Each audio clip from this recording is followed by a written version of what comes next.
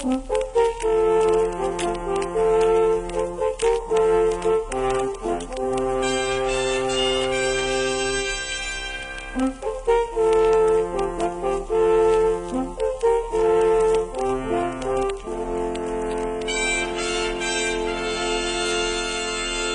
était une fois en Angleterre une immense forêt, la forêt de Sherwood, qui couvrait une partie du comté de Nottingham.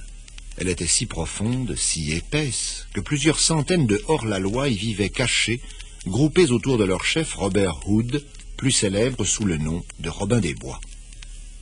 Le shérif considérait Robin des Bois comme un redoutable brigand, alors que le peuple admirait sans réserve ce voleur généreux, ce pillard au grand cœur qui partageait son butin entre les familles les plus pauvres de la région. Par une nuit sans lune, Robin et quelques-uns de ses fidèles compagnons allèrent se cacher à 5 lieues de la ville derrière les énormes rochers qui surplombaient la route de Bedford.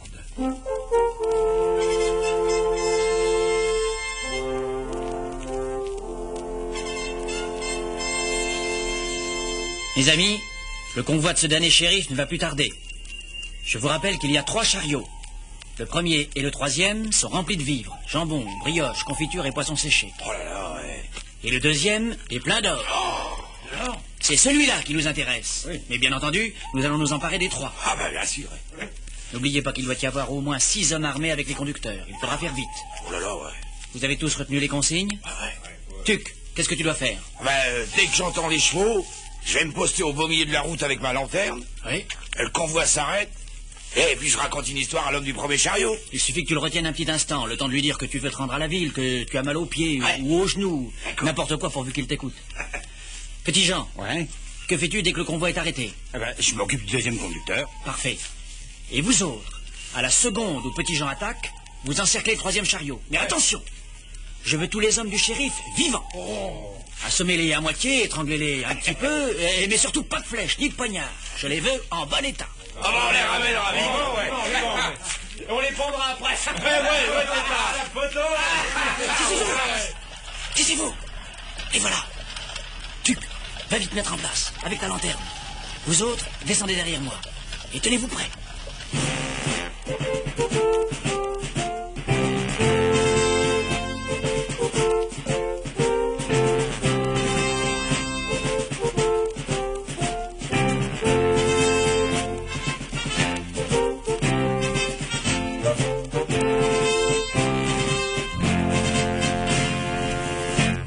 Tout se passa exactement comme l'avait prévu Robin des Bois. Les hommes du shérif furent tellement surpris qu'ils n'eurent pas le loisir de sortir leurs armes. En moins de temps qu'il n'en faut pour le dire, ils étaient soigneusement ficelés tous les 9 et couchés dans les chariots, les uns sur des jambons fumés, les autres sur des caisses d'or. Le lendemain, les pauvres du comté de Nottingham eurent la joie de recevoir un sac d'or et un demi-jambon accompagné d'un petit billet de la part de Robin des Bois à la santé du shérif.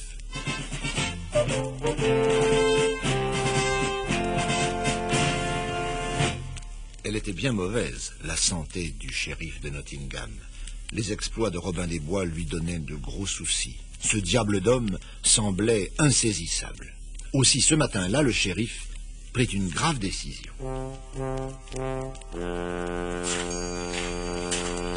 Bienvenue, shérif. Oh, vous avez l'air de méchante humeur ce matin. Oh, y a de quoi. Voilà 6 semaines que j'ai mis à prix la tête de Robin des Bois et personne n'a tenté de le capturer. L'écriteau est toujours en place. On n'y a pas touché, shérif. Oh, par Saint-Georges, ces imbéciles ne doivent pas savoir lire. Les héros d'armes leur lisent le texte 3 fois par jour. Je vois qu'une solution, augmenter la prime. Encore? Ça va faire 5 fois qu'on l'augmente en 15 jours. Mais c'est pas vous qui payez. Bon, alors écrivez. Chasseur de prime. Mais à un S à prime. Attention. 100 marques d'argent à qui livrera à Sir Guy de Gisborne, shérif de Nottingham, la tête du rebelle Robin des Bois. 100 marques d'argent? Mais shérif, c'est une fortune. Peut-être. Et j'en donnerai volontiers 3 fois plus pour être débarrassé de cette canaille de Robin des Bois.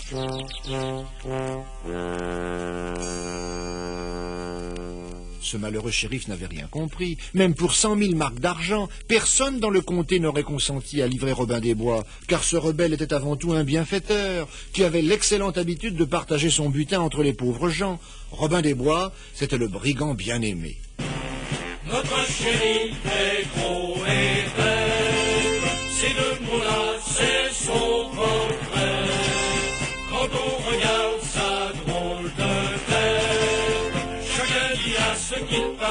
Notre shérif est beau et bête. Notre shérif est beau et bête. Quand Robin est sur ses talons, il fait un pas et puis s'arrête. Avant de partir à reculons, notre shérif est beau et bête. Notre shérif est gros et bête. Il n'aura pas Robin des Bois. Nous ne vendrons jamais sa tête. Ça sera tant pis pour l'homme de loi. Notre shérif est gros et bête.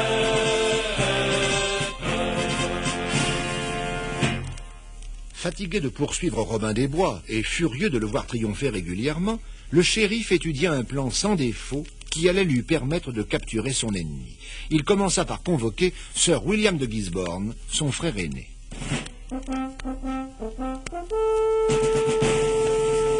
Mon cher William, je t'ai demandé de venir jusqu'ici parce que j'ai grand besoin de tes services. Ah, tu sais fort bien que tu peux compter sur moi. Je me suis mis en route dès que j'ai reçu ton message. As-tu besoin d'argent? Non, non, rassure-toi, mon bon, l'affaire dont je veux t'entretenir n'a rien à voir avec la bourse. Tiens. Il s'agit d'une mission secrète. Ah, une mission secrète, voilà qui me plaît. Devrais-je traverser les mers déguisé en pirate oriental? Non, non, non. La besogne est à la fois plus facile et plus difficile. Ah. Bien que ton château se dresse à 40 lieues d'ici, peut-être as-tu entendu parler de mes démêlés avec un hors-la-loi. Ah non? Un triste sire qui a formé une petite troupe de va-nu-pieds. Ah, bien sûr, oui. L'illustre Robin des Bois. C'est ça, l'illustre. On parle de lui partout. Tu penses, un homme qui vole l'argent du riche pour faire le bonheur du pauvre, ça plaît. On dit même que c'est un garçon de noble famille. Oui, enfin, il se prétend comte de Loxley et il refuse d'admettre que le royaume a été conquis par le duc de Normandie. Enfin, somme toute, alors, il est voleur par fidélité au roi Richard. Oui, c'est ça, enfin, très juste. Mais pour moi, ce n'est pas une excuse valable. J'en ai assez de la bande à Robin. Tu comprends? Oui. La semaine dernière, ils ont encore attaqué un convoi. Ils ont emporté 2 chariots de nourriture et un chariot plein d'or et d'argent. Tout a disparu dans la forêt, avec les conducteurs. Tu as suffisamment d'archers pour les attaquer? Tu plaisantes, William? Tous ceux que j'y ai envoyés ne sont jamais revenus. La forêt est trop profonde. Il faudrait en connaître les moindres passages, comme Robin et ses compagnons les connaissent. Non, vois-tu, je ne vois qu'un moyen. C'est d'attirer Robin à l'entrée de la forêt. Et alors? Sans chef, la racaille ne tiendra pas longtemps. Ces lieutenants ne font pas le poids. Il y a Tuc, un moine gueulard et batailleur, et puis Petit Jean, un géant très costaud mais stupide. Non, si tu réussis, c'est gagné. Excuse-moi, Guy, mais je ne vois pas très bien le rôle que tu veux me faire jouer. Attends. Va comprendre. Oui. Je crois vraiment que mon plan est excellent.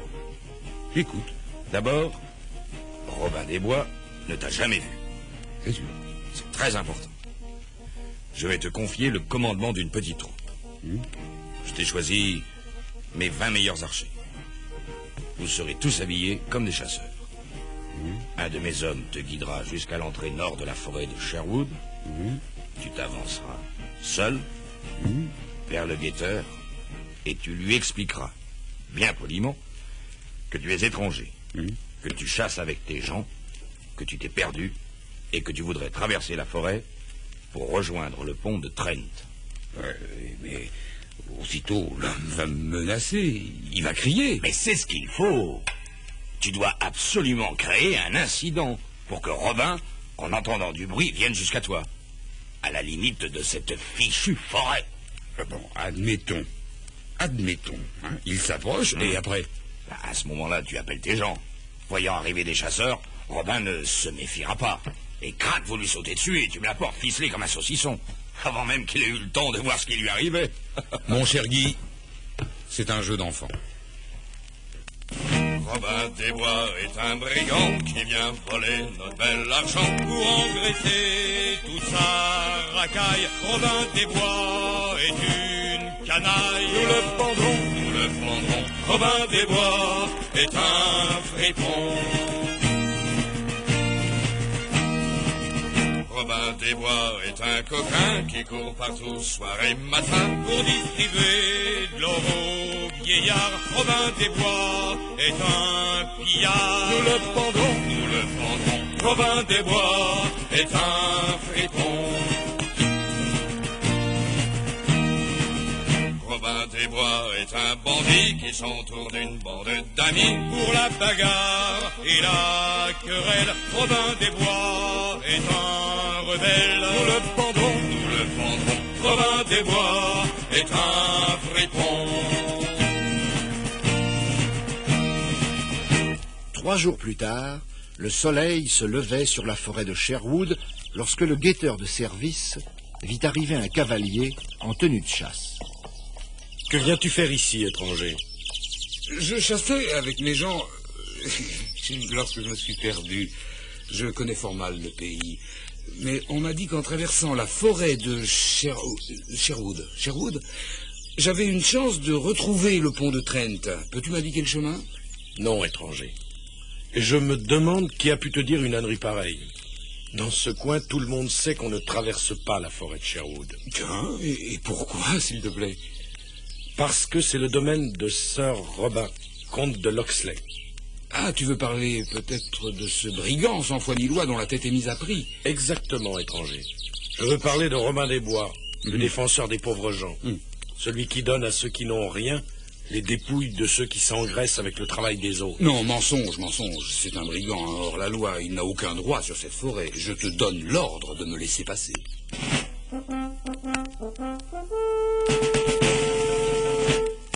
À cet instant, Robin des Bois, la plume au chapeau et le sourire aux lèvres, sortit d'un buisson. Messire, je regrette de vous contrarier, mais personne autre que moi ne donne d'ordre à mes gardes. Je me présente, Robin des Bois, pour vous servir, messire.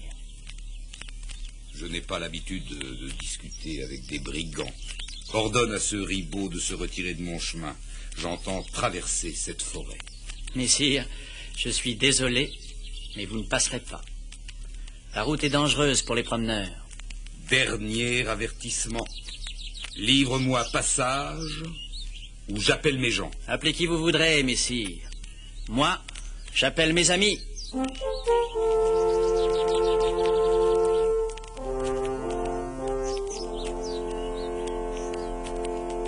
Aussitôt comme par miracle, Petit Jean, Tuck, le moine et une vingtaine d'hommes accoururent l'arme à la main prêts à tirer. La plupart d'entre eux portaient le chapeau vert des hors-la-loi. Derrière l'étranger, une foule de cavaliers en armes se tenait, prêts à attaquer. Amis, nous avons une visite. Un étranger désire traverser notre forêt. Je propose que nous lui chantions notre ballade d'accueil. Quel grand honneur pour les brigands que tous nous sommes. Quel grand honneur. Salut, salut, cher promeneur, que l'on te pende ou qu'on t'assomme, c'est à nos frais que tu consommes. Quel grand honneur, quel grand honneur.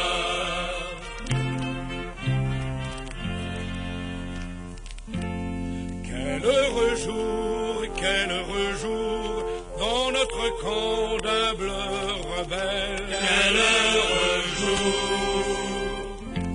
Sonnez les corps, battez tambour, un étranger qui nous appelle, après ton matraque et ficelle. Quel heureux jour, quel heureux jour. Jolie chanson. Mais si tu tiens à ta peau, laisse-moi passer sans histoire. Je te signale que je suis un ami du bon roi Jean sans terre. Vous entendez, vous autres? Le ciel nous envoie un ami de Jean, le traître. Mes amis, je vous en prie, un peu de tenue. Est-ce ainsi que l'on reçoit les étrangers? Vous parlez comme le shérif. Nous avons entendu assez d'insolence. Messieurs, emparez-vous de ces gibiers de potence et qu'on en finisse.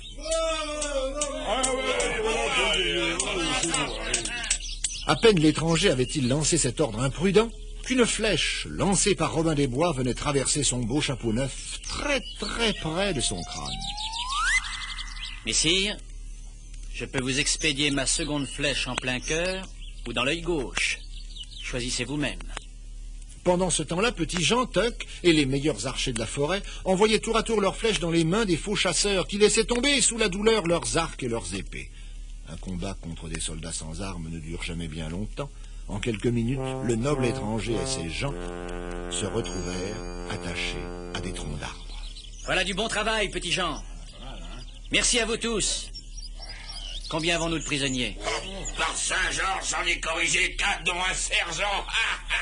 À moi tout seul, je crois bien que j'en ai assommé 5 aussi. Moi, j'en ai attaché 3. Moi 4. Bravo! Moi, mes amis, j'ai eu l'honneur de capturer ce noble seigneur. Je vous l'avais bien dit, messire, la grande forêt saxonne de Sherwood n'est pas très sûre. Mais j'y pense, vous avez oublié de vous présenter, messire. Je ne crois pas avoir eu le plaisir de vous rencontrer, et cependant, votre visage ne m'est pas totalement inconnu. Qui êtes-vous donc, messire? Je suis un ami du roi Jean. À votre place, messire, je ne m'en vanterai pas. Ton insolence te conduira au gibet sans tarder. Tiens, c'est curieux, votre voix me rappelle quelque chose. Vous a-t-on déjà dit, messire, que vous ressembliez fort au shérif de Nottingham, Guy de Gisborne? Guy de Gisborne est mon frère. C'est le ciel qui vous envoie, messire. J'avais justement un message pour ce cher vieux shérif. C'est vous qui allez le lui porter, avec mon meilleur souvenir. Toutefois, comme rien ne presse, messire, vous ferez la route à pied. Ça le fera maigrir. Ça lui donnera des couleurs. C'est bien son tour. Silence! J'ai dit que le sire de Gisborne se rendait à pied à Nottingham, et j'ajoute que pour lui éviter les mauvaises rencontres, nous lui ferons escorte. À pied? Que non, nous l'accompagnerons sur nos chevaux.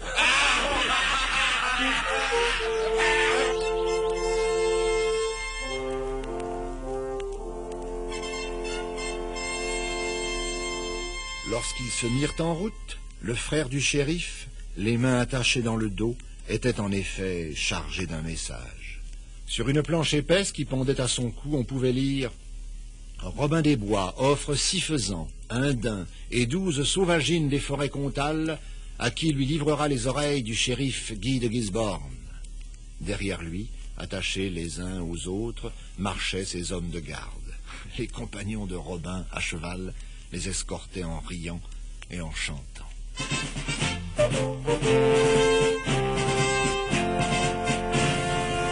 Quand le shérif lut l'écriteau qui se balançait sur la poitrine de son frère, il entra dans une rage folle, distribua des punitions à tous ses secrétaires et ordonna de multiplier par 20 le prix de la tête de Robin des Bois, ce qui ne servit à rien. Cette fortune ne tenta personne, et le brigand bien-aimé continua à venir en aide aux pauvres avec l'argent volé aux riches, ce qui est sans aucun doute la façon la plus économique de faire la charité.